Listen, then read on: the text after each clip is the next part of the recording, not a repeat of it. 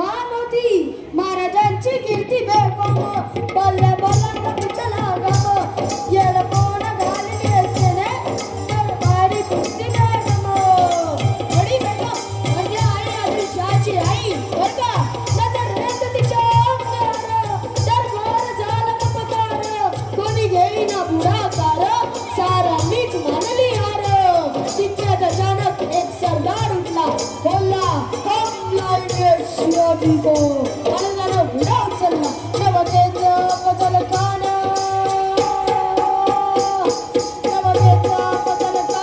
गीता जागते जणूच नाही कान बोलला छाती ठोकून शिवबाला टाकतो चिरडून हे बरं सुभान अल्लाह कौतिक झालं दरबारात हात निघाला मोठा गुरवीत त्याचा घोड दळ पायी दळ फौज पाडली बक्कर आपली धाकटीचं मळ पाहणारा काकटाचं वाटेत भेटेल त्याला चिरडी ठेचीत खानाची सेना निघाली गावं लुटली देवळं उद्ध्वस्त केली आई बहिणींची आबरू लुटली कोण कोण रोखणारे वादळ आता शिवबाचं काय खरं नाही इकडे निजाम तिकडे मुघल पलीकडे इंग्रज जो तो हेच बोलू लागला महाराजांची सेना मुठभर खानाला कसा थांबणार काय लढवणार चिंतेत पंत सरदार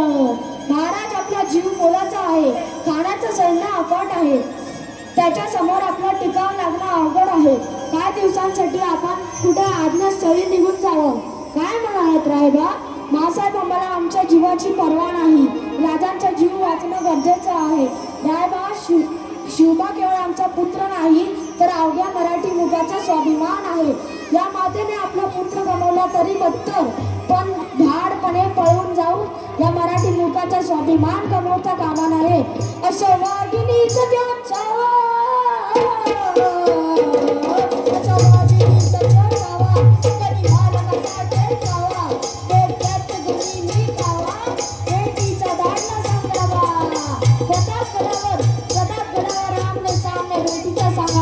खानाने हसत हसत कबूल केला दिवस ठरला आणि ठरल्याप्रमाणे प्रतापगडच्या पायथ्याशी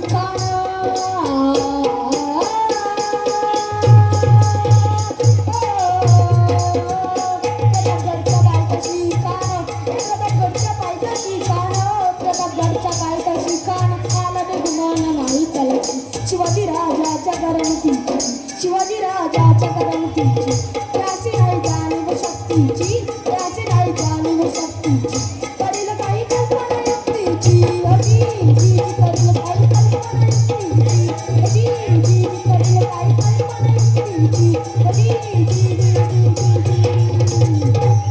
या जीवा काय म्हणतोय खान महाराज खानाला तर खात्री पटली आपण घाबरला छान आम्हाला हेच हवं होतं महाराज आजच्या भेटीचं काय करायचं संतापना निरोप धडा मला की आमची तब्येत जरा अस्वस्थ आहे उद्या दुपारची वेळ ठरवा जी त्याला वाटू दे की भीतीपोटी आम्ही त्याला भेटण्याचं टाळतोय जशी आज्ञा खानाच्या भेटीसाठी महाराजांना एक छान शामियाना उभारला होता भेटीसाठी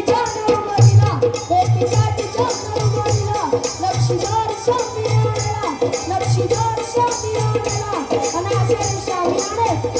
खान दौलत उलट आला सयतोंडाच्या संगतीला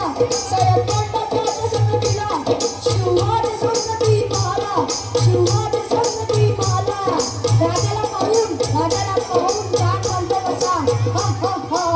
हाव शिवाजी हाव तुम्हारे गले लग जाओ हाव कन हो तुम्हारी तो असली कन हो तुम्हारी तो असली लंबून चोरा बनी तर